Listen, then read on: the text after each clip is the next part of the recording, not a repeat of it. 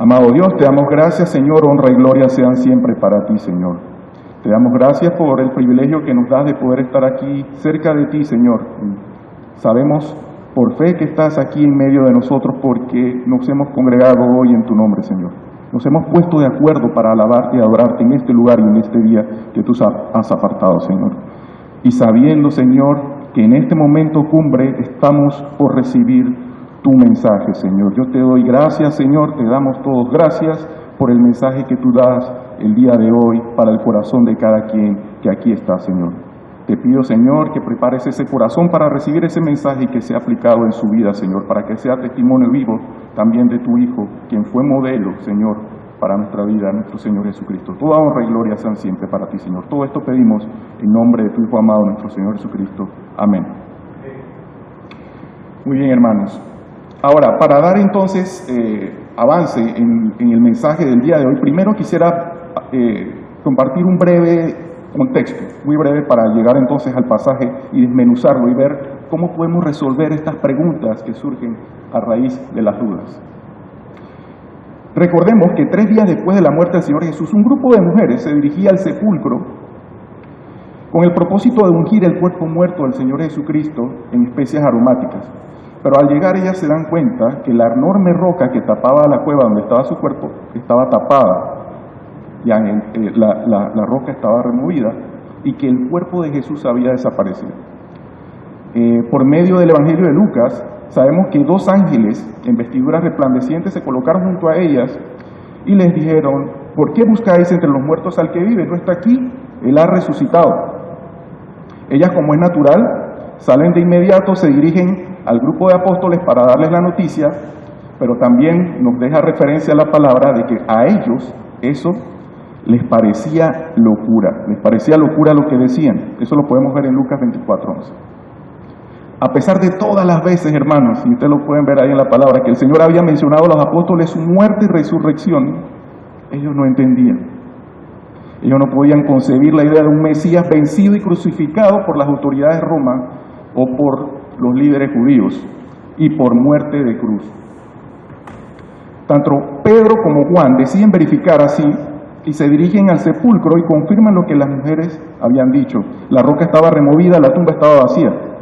Unas horas más tarde el Señor se le aparece a María Magdalena, luego se le aparece a Pedro, también se le aparece a 2 discípulos que iban camino a Emaús, y esa misma noche aparecen al resto de los discípulos, como vemos en Juan capítulo 20, versículos del 19 y 20, que es lo que antecede al pasaje que vamos a ver.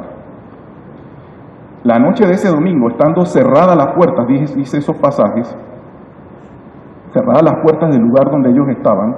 Recuerden que ellos tenían miedo, había muerte de cruz para el Señor Jesucristo, la gente sabía que ellos estaban vinculados a Él, tenían miedo, estaban encerrados, estaban reunidos y la puerta estaba cerrada. Pero vino Jesús y apareciéndose en medio de ellos, les dijo: paz, shalom, paz a vosotros. Y diciendo esto, les mostró sus manos, el costado, y entonces los discípulos se regocijaron al ver al Señor. Todos menos Tomás. Y entramos entonces al pasaje donde el propio Tomás vive la experiencia que vivieron los discípulos, pero de una forma particular. Y sabemos, hermanos, que cada pasaje que está en la palabra no es por casualidad o es un relleno, jamás. Sabemos que tiene un propósito, y esta experiencia de Tomás, muy parecida a la del resto de sus hermanos en la fe, los apóstoles, tiene un propósito y es el que vamos a presentarles hoy.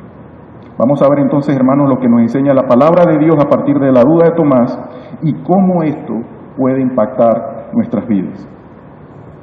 Vamos a ver entonces 3 puntos que podemos extraer de este pasaje. Yo le voy a pedir a Elías, sabemos, aquí están los 3 puntos, ponemos el primer punto. Vamos a ver primero la duda de Tomás, luego vamos a ver la respuesta del Señor Jesús y por último, cómo la duda pasa a una fe renovada y fortalecida.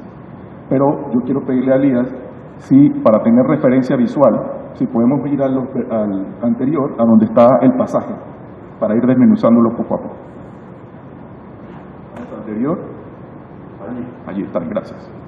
Bien, vamos a hablar de la duda de Tomás, y para hablar de la duda de Tomás vamos a referirnos a los versículos 24 y 25. Dice la palabra, como ustedes ven en el versículo 24, pero Tomás, uno de los 12, llamado Dídimo, no estaba con ellos cuando Jesús vino. Vamos a ver esta parte. Esa palabra Dídimo que aparece allí literalmente significa gemelo. No sabemos quién era el gemelo de Tomás, pero aquí la palabra dice que tenía un gemelo, al que le decían gemelo o mellizo. ¿Ok? Bien. No se sabe tampoco, el pasaje no da luces de la ausencia, y tampoco de la ausencia de Tomás, la razón, la causa, y tampoco se menciona que el resto de los apóstoles le haya recriminado a Tomás por su ausencia.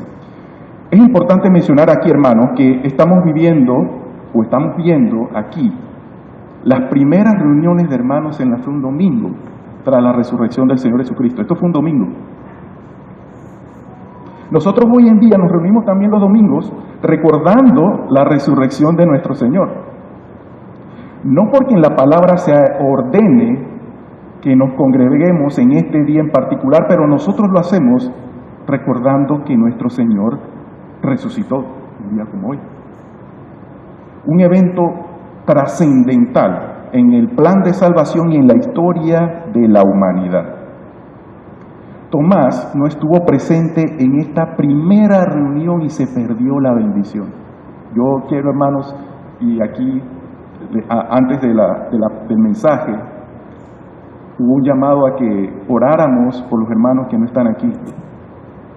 Y ya en un mensaje anterior pudimos compartir ese concepto de que la bendición de Dios también cae especial en medio de la iglesia. Hay una bendición especial y particular que Dios derrama en medio de su iglesia. Y cuando hay hermanos que no están con nosotros, pues se pierden de esa bendición. Debemos orar por ellos y también ser fuente de bendición para ellos. Entonces, otro elemento que resalta aquí es que en estos dos primeros pasajes, si lo vemos, es que Tomás se resiste a creer. Miren lo que dice el versículo 25. Le dijeron pues los otros discípulos al Señor, hemos visto, y Él les dijo, si no viere en sus manos la señal de los clavos, y metiere mi dedo en el lugar de los clavos, y metiere mi mano en su costado, no creeré. Miren, a pesar del testimonio de estos testigos tan confiables para él, ¿en quién pudiera confiar Tomás en un momento como el que estaba viviendo el resto de los apóstoles?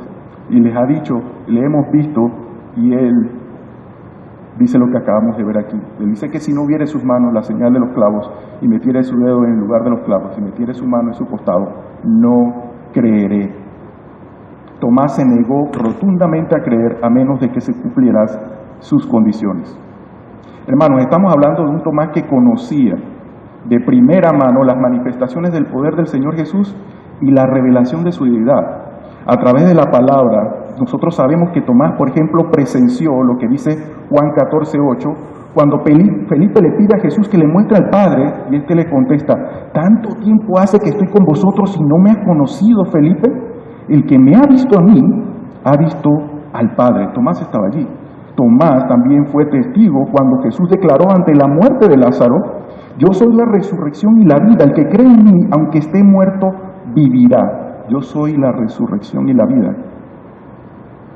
El que cree en mí, aunque esté muerto, vivirá. A pesar de esto, tras la crucifixión de Jesús, sus amigos más entrañables van a Tomás y le dicen, le hemos visto, y él responde, no creeré, a menos que, y pide una serie de condiciones.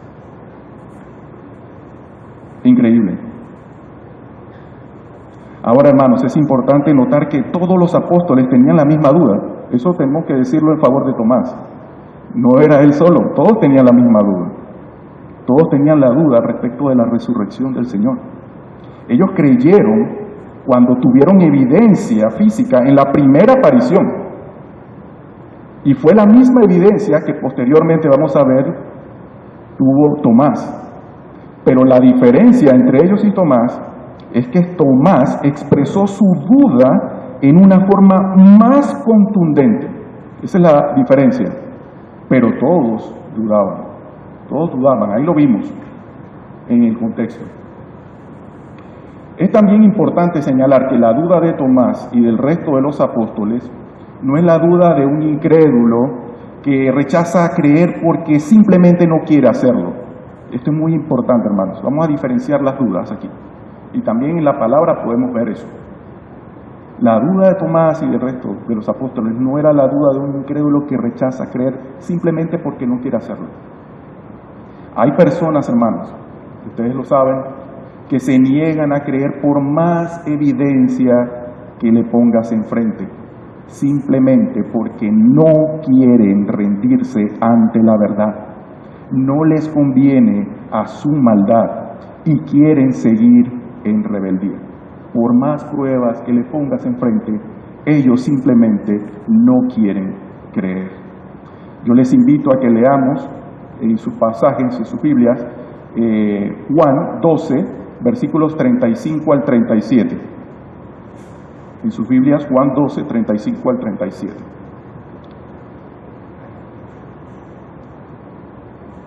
Dice la palabra del Señor en ese pasaje. Entonces Jesús les dijo: aún por un poco está la luz entre vosotros. Andad entre tanto que tenéis luz, porque no os sorprendan las tinieblas, porque el que anda en tinieblas no sabe a dónde va. Entre tanto que tenéis la luz, creed en la luz, para que seáis hijos de luz. Estas cosas habló Jesús y se fue y se ocultó de ellos. Pero a pesar de que había hecho tantas señales delante de ellos, no creían en él. Hay personas que por más pruebas y señales que les presentes, no quieren creer. Por otro lado, noten que Tomás, ahora veamos la parte de Tomás.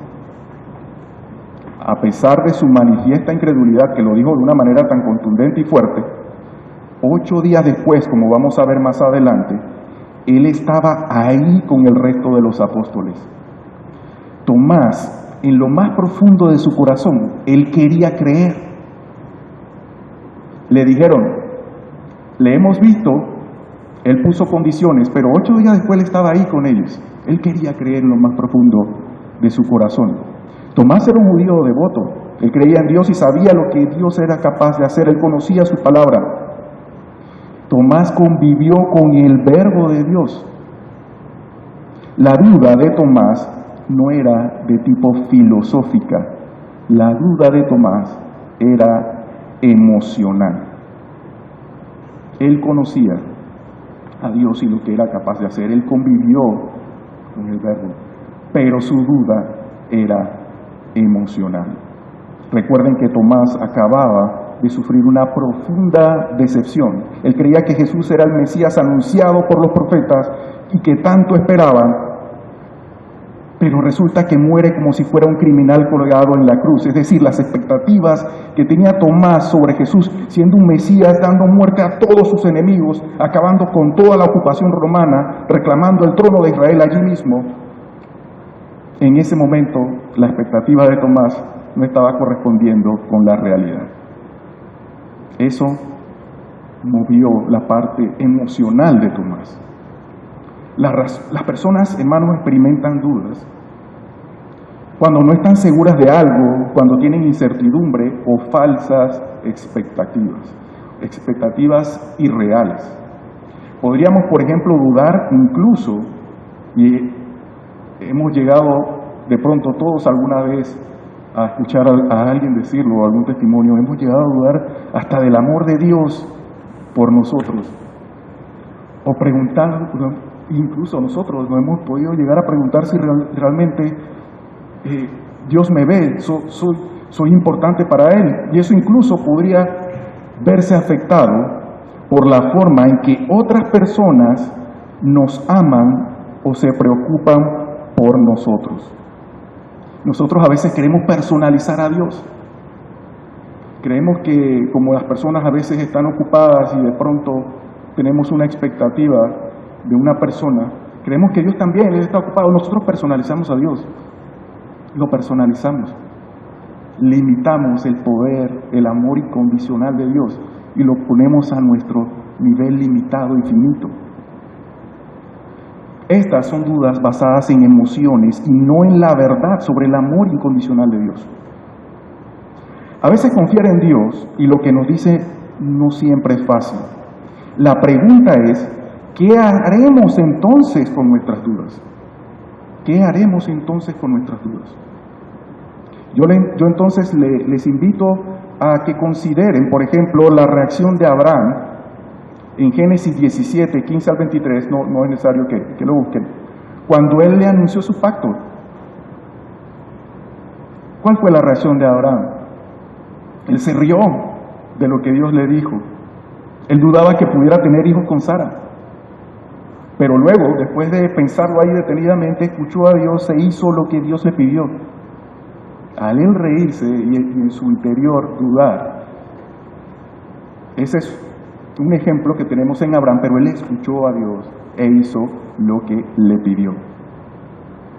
Él pensó, él obedeció, él tuvo fe porque él vio más allá de lo que la capacidad física, natural, humana podía hacer.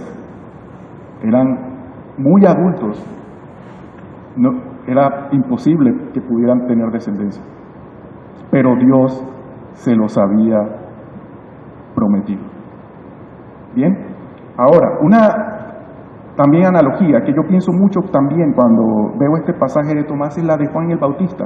Ustedes recuerdan cuál fue la reacción de Juan el Bautista estando en prisión.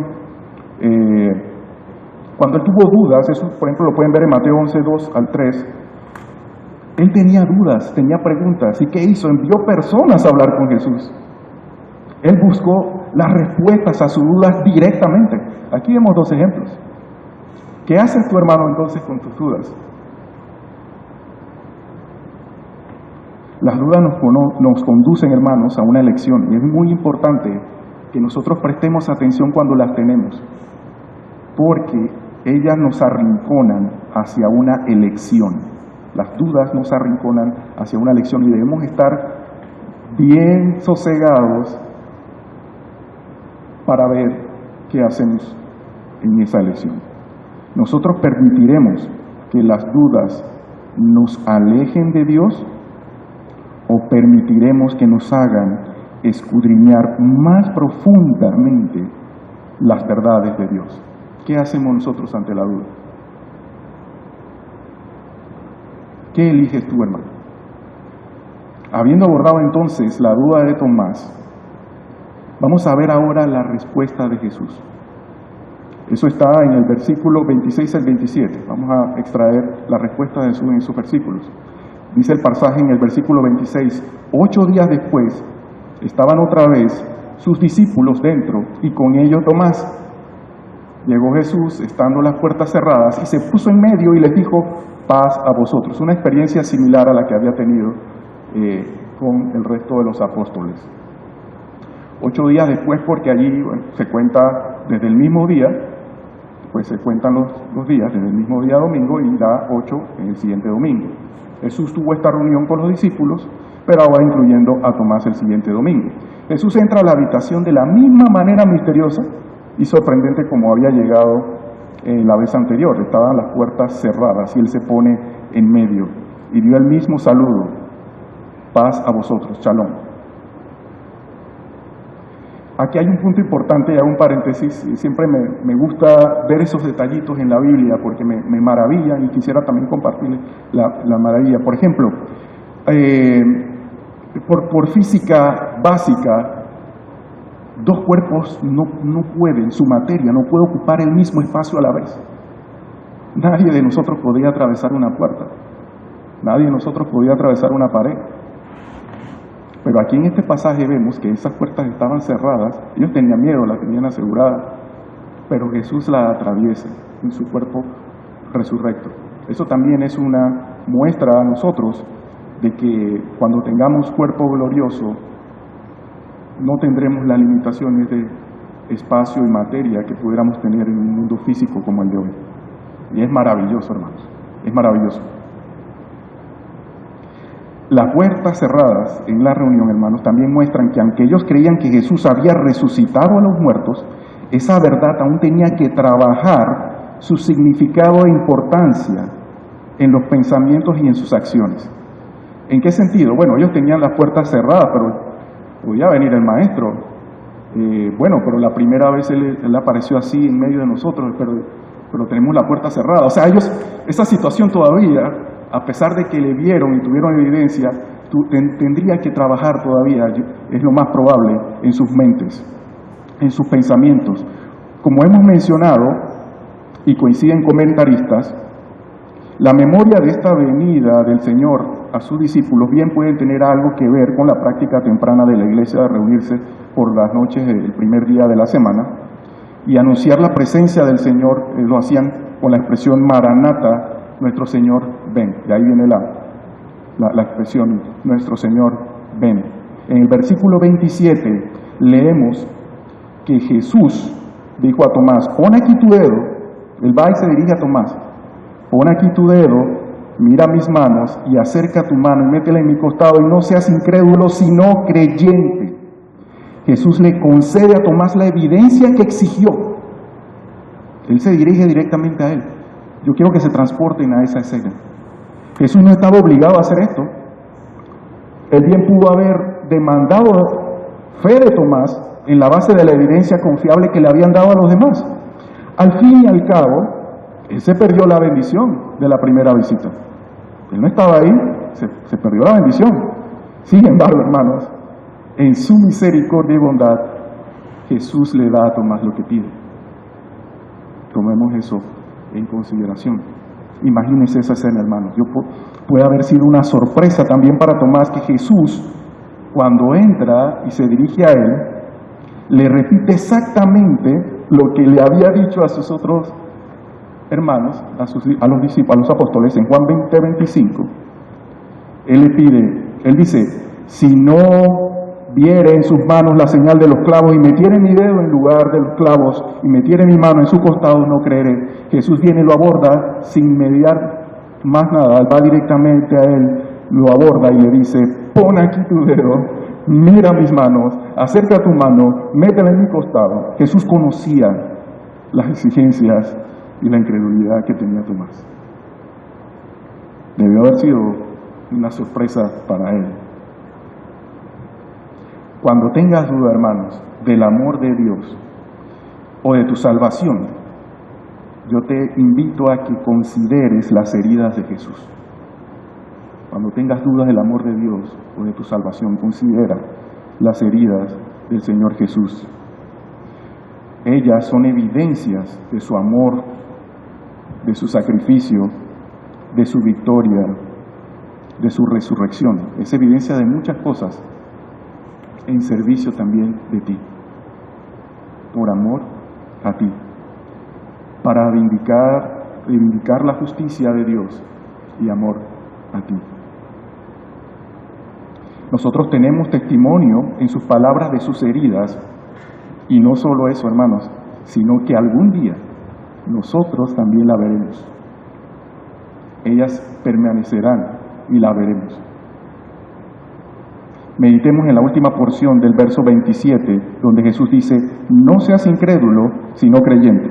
Jesús claramente le ordena aquí a Tomás que dejara su incredulidad y comenzara a creer.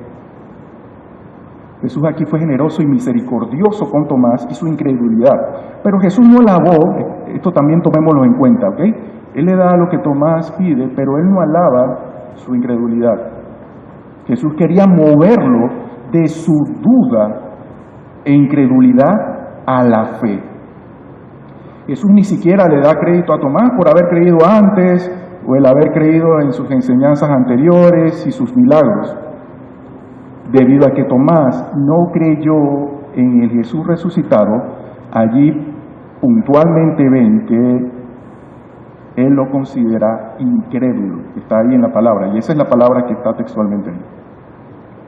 Las dudas vendrán a ser parte, hermanos, del camino del creyente. Las dudas vendrán a ser parte de nuestro camino, pero nunca deben considerarse el destino. Serán parte de nuestro camino, pero no deben considerarse el destino. Nosotros no podemos detenernos en las dudas. Ya hablamos, ¿qué debemos hacer ante nuestras dudas? ¿Nos llevan a buscar la verdad de Dios o nos alejan de Él? Con frecuencia Dios no condena nuestras dudas y a menudo revela y hace cosas extraordinarias para hablar a nuestra incredulidad y duda. Pero la duda y la incredulidad no son, hermanos, condiciones deseables para un discípulo de Jesús. Eso sí, lo debemos tener en cuenta. Yo quiero que leamos Santiago capítulo 1, versículos del 5 al 6. En su Biblia, Santiago 1, versículos del 5 al 6.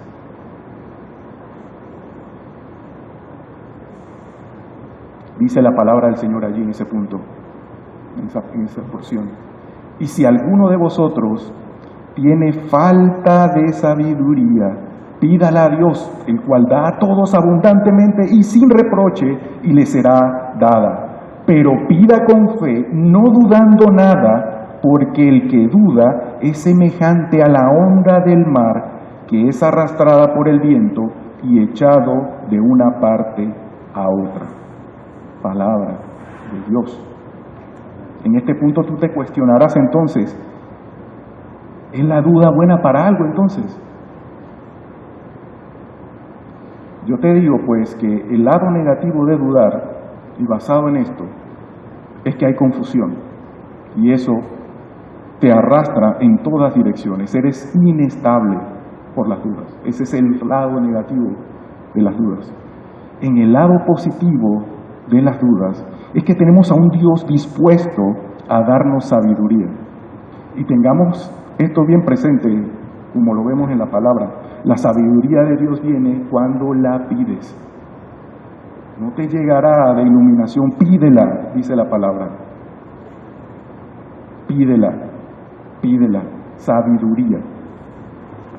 El Señor nos puede dar las herramientas en muchas situaciones, pero estoy hablando de sabiduría. Es la verdad puesta en práctica. Pide sabiduría. Él nos dará la respuesta que buscamos. Ese es el lado positivo de la duda. ¿Cuál es el lado positivo de la duda? Que se convierte en una necesidad del débil. Y ante toda necesidad del débil abunda la gloria de Dios. Él nos puede dar sabiduría. Bien, pero depende de qué haces tú con la duda. Dudar puede ser bueno, hermanos, al hacernos considerar los problemas y sus enseñanzas, lo cual nos da confianza y una fe más fuerte. Viéndolo de una manera correcta, nos conduce a la verdad que está por encima de cualquier emoción y donde está apuntalada nuestra fe. Nuestra fe no puede estar sobre emociones, no puede estar. Tienes que estar en hechos, tienes que estar en evidencia que está en la verdad, en la palabra de Dios. Cuando la duda se infiltra, nosotros debemos estar dispuestos a buscar la verdad. A medida que Dios nos revela las respuestas, nosotros podemos entonces encontrar confianza en su verdad y nuestra fe se fortalecerá. Eso es el lado positivo de las dudas. De esta manera entonces nosotros llegamos, hablando de que nuestra fe puede fortalecerse a raíz de una duda. Vamos al último punto, que está basado en el versículos 26 y 27, 28, 29, que dice, de la duda a una fe fortalecida. De la duda a una fe fortalecida. Tras recibir la evidencia entonces de parte de Jesús, dice la primera porción en el verso 28, que Tomás respondió, Señor mío y Dios mío. Tomás aquí hizo una transición inmediata. Fíjense que no hay nada en el medio, solo la reacción de Tomás. Se revela aquí en la palabra. Señor mío, Dios mío. Hizo una transición inmediata de la incredulidad que declaraba en Juan 20:25 a una creencia radical. Él se dirigió a Jesús con títulos de deidad, llamándolo Señor y Dios. También es significativo que Jesús aceptó estos títulos, y eso es importante, sin corregirle. Él no le dijo, no exageres, Tomás, ya está bien, tranquilo. No. Él aceptó los títulos que estaba dándole Tomás, porque Él es Señor y Dios. La vista, hermano, pudo haber hecho que Tomás creyera que Jesús había resucitado. La vista pudo haber hecho que él creyera eso, pero fue algo más interno que la vista. Fue lo que abrió sus ojos para decir, Señor mío, Dios mío. Yo quiero aquí poner un ejemplo muy rápido. Todos alguna vez, cuidando a nuestros hijos pequeños, sobrinitos y demás, todos alguna vez hemos visto reacciones de sorpresa de los niños cuando descubren algo. Y quiero usar ese ejemplo para tratar de llevar a lo de Tomás. Por ejemplo, yo conozco una niña que su papá le estaba enseñando sílabas separadas. Esa niña no sabía leer, le estaba enseñando sílabas separadas. Y se las estaba mostrando para que ella reconociera una sílaba y supiera cuál es. Pa, pe, pi, po, pu, ma, me, mi, me, nu, na, ne, ni, no, nu, la, le, li, lo, lu, sílabas separadas. Y de pronto, el papá se le ocurre, esta niña no sabía leer, él se le ocurre agarrar un grupo de letras, agarró la pa, agarró la na y agarró la ma, y la empezó a ordenar, y ese papá ni siquiera había dado la instrucción a su hija, pero esa hija cuando ve la palabra suelta una expresión de sorpresa. Cuando vio ese ordenamiento, el padre ni siquiera le había hablado de leer o que iba a ordenar las palabras. Tuvo una expresión de sorpresa, hasta de alegría. Y le dijo, sin que el padre le dijera, oye, ahora léelo junto, le dijo, Panamá. Ella descubrió, habiendo leído cosas sin sentido, cuando se la ordenaron, que había aprendido a leer. Y no solo eso, sino que le halló sentido a lo que estaba leyendo. No estaba viendo palabras locas sueltas, pa, ma, la. Y la sorpresa de esa niña cuando vio ese ordenamiento, yo me imagino que fue como la de Tomás cuando vio esas heridas del Señor Jesús. Una reacción inmediata y pasa de la incredulidad a una fe fortalecida. Y no solo eso, miren además lo que representa su exclamación.